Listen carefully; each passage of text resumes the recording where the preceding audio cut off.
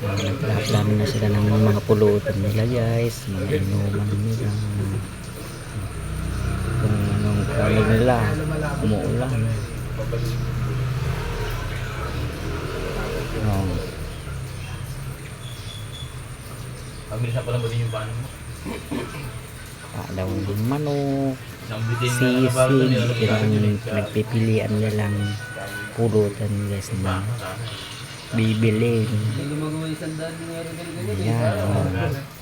Tingnan nyo naman guys ang mga lasinggero guys. Yan talaga ang buhay. Hindi na iniisip kung ano ang buhay at mahirap din kumita ng pera kapag puro ng ganon. Ay.